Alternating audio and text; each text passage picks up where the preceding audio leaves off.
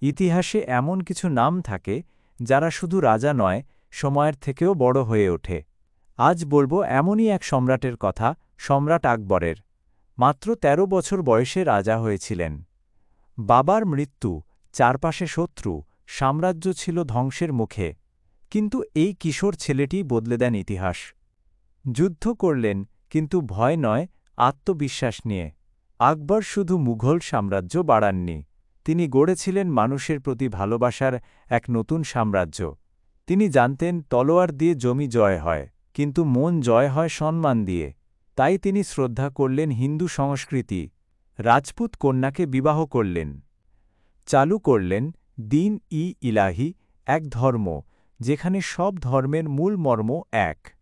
তাঁর সভায় ছিলেন তানসেন, বীরবল, আবুল ফজল। নবরত্ন সভা মানে শুধু জ্ঞান নয়, সেই সময়ের শ্রেষ্ঠ সৃজনশীলতা। তাঁর রাজত্বে শিল্প, সঙ্গীত, স্থাপত্য সব শিখরে পৌঁছায়। ফতেপুর সিক্রি শুধু শহর নয়, আকবরের চিন্তা আর দর্শনের প্রতীক। আকবর শিখিয়েছেন সত্যিকারের সম্রাট সে-ই, যে জাতপাত নয়, এক তার পথে চলে।